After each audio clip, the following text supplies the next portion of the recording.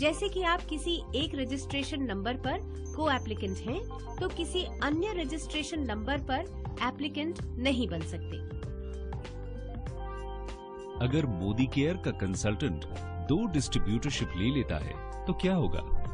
हम दूसरी डिस्ट्रीब्यूटरशिप रद्द कर देंगे। साथ ही अगर दूसरे व्यापार के तहत ग्रुप बनाकर किसी को भी किसी प्रकार का प्रलोभन देने के सबूत मिलते हैं, तो इस स्थिति में उसके स्पॉन्सरशिप की ओरिजिनल लाइन को ट्रांसफर कर दिया जाएगा। प्रलोभन?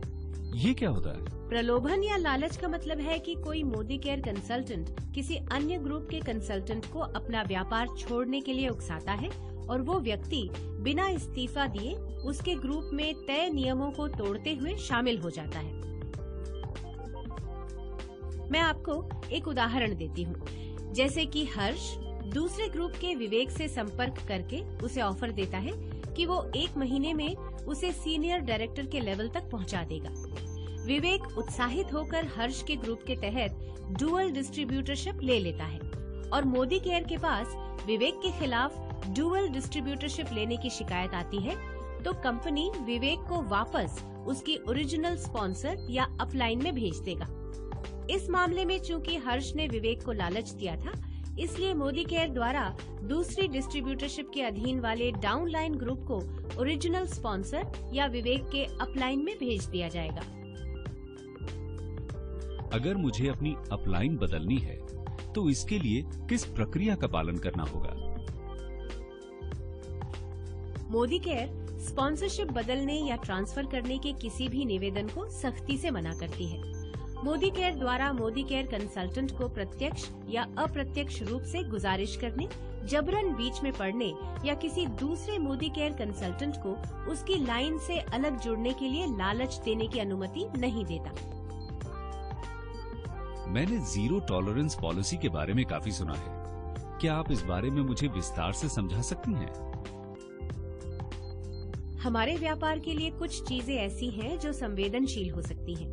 नियमों के पालन में अनदेखी से हमारे व्यापार, प्रतिष्ठा, कंपनी के अन्य कंसल्टेंट्स के व्यापार पर बुरा असर हो सकता है। जीरो टॉलरेंस पॉलिसी का पूरा जोर इस बात पर होता है कि व्यापार के नियमों का उल्लंघन न हो तथा कंपनी द्वारा बनाए गए नीतिगत नियमों की अनदेखी न हो। नियमों के विरुद्ध काम करने वाले कंसल्टेंट के प्रति किसी भी तरह की नरमी नहीं बरती जाएगी। मौजूदा समय में 3 ऐसे क्षेत्र हैं जहां जीरो टॉलरेंस पॉलिसी अपनाई जाती है।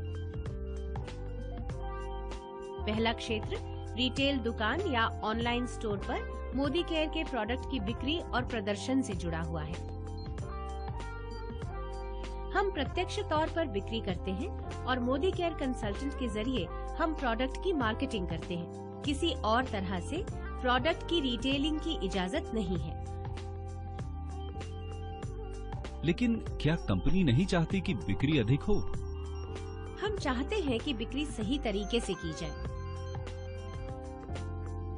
रिटेल दुकान या ऑनलाइन स्टोर्स के जरिए बिक्री करना मोदी केयर कंसल्टेंट को प्रत्यक्ष रूप से एक समान कमाई का मौका देने के लिए बनाए गए बुनियादी नियम के खिलाफ है।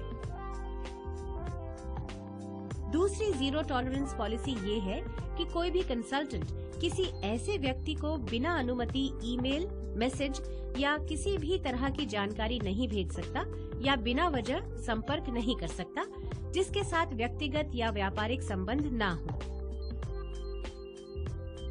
तीसरी जीरो टॉलरेंस पॉलिसी BSN से जुड़ी है।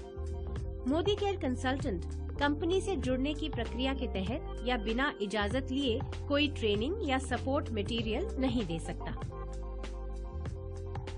मैं अपने डाउनलाइन ग्रुप में अच्छा लीडर बनना चाहता हूँ, इसलिए मैं एक बार ये दोहरा दूं कि मुझे अपनी डाउनलाइंस में ट्रेनिंग देनी होगी और उनके साथ कंपनी से जुड़ी नई जानकारियां भी साझा करनी होगी। मुझे समीर मोदी आजादी प्लान में मौजूद आचार संहिता का पालन करना होगा।